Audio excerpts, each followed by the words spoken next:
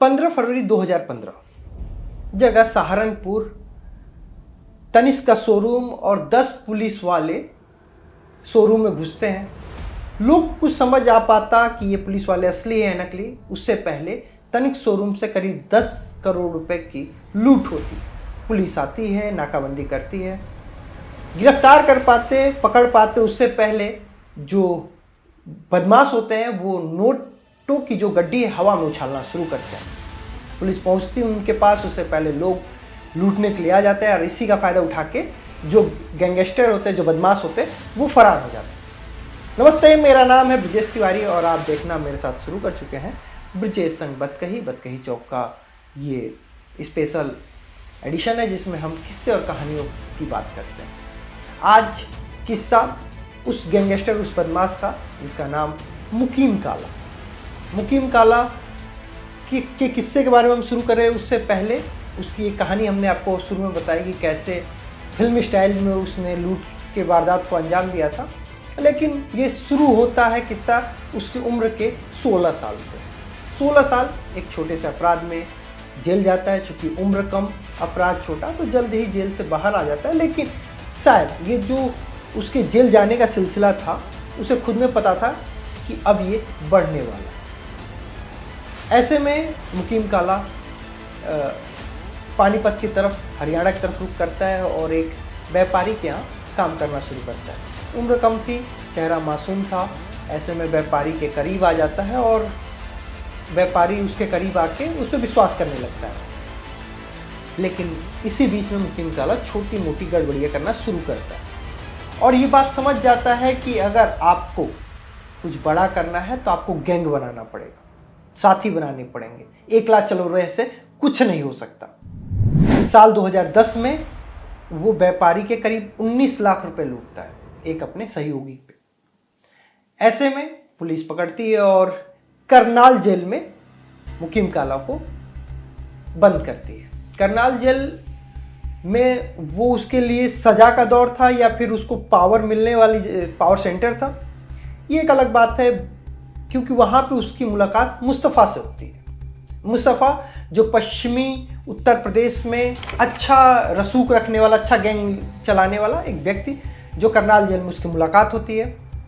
धीरे धीरे वो करीब आते हैं, मुस्तफ़ा अपना गुरु उन्हें बनाता है। जेल से आने के बाद मुस्तफ़ा का छोटे मोटे जो भी कांड को अंजाम देना शुरू करता है। ऐसे में उन्हें अक्टूबर 2011 ही के अक्टूबर में पता चलता है कि खनन की एक जो भी लॉयल्टी है वो बैंक में जमा होती है और ये अमाउंट कैश में होता है और बहुत बड़े तादाद में होता है।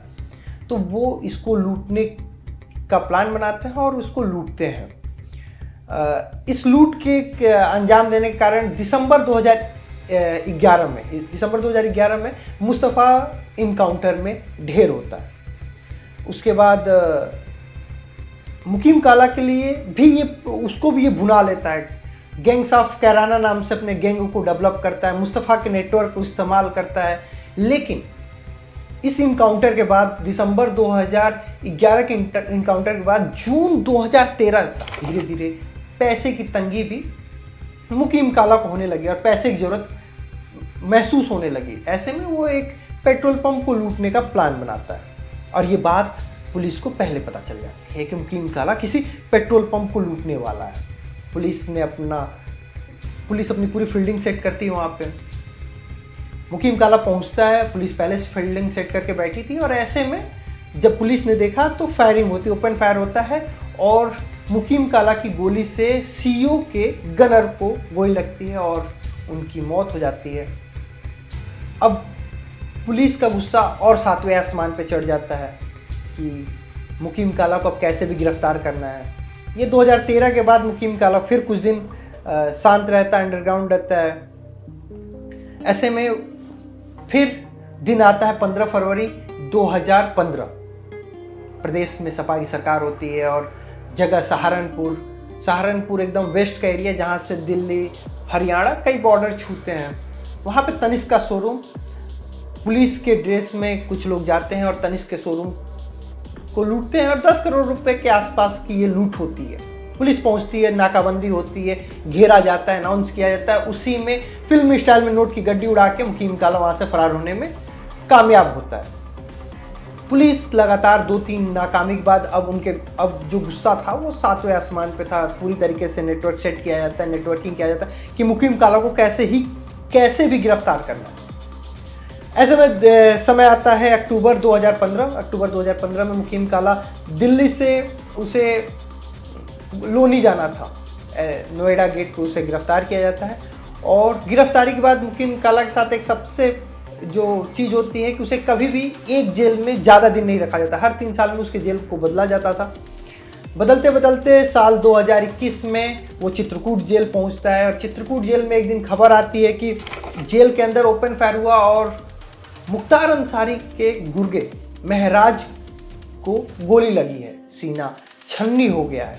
पुलिस कुछ समझ पाती, मामला कुछ देर शांत होता है, लेकिन फिर खबर आती है कि अंशु दीक्षित नाम के व्यक्ति ने ओपन फायर किया और मुकीम काला के सीने को भून दिया है, कई गोलियां मारी गई है। फिर 5 बदमाशों को उसने बंधक बना लिया है। फिर पुलिस द्वारा जवाबी कार्रवाई की जाती है और अंशु दीक्षित नाम के उस व्यक्ति को मार गिराया जाता है। सवाल यहाँ पे कई खड़े होते हैं, जेल प्रशासन पे भी सवाल खड़े होते हैं कि आखिर 9 mm की पिस्टल, 2 भरे मैगजीन जेल के अंदर अंशु दीक्षित को मिले कैसे। कई सवाल हैं, लेकिन इन सवालों के साथ एक अध्याय समाप्त होता है मुकीम काला का।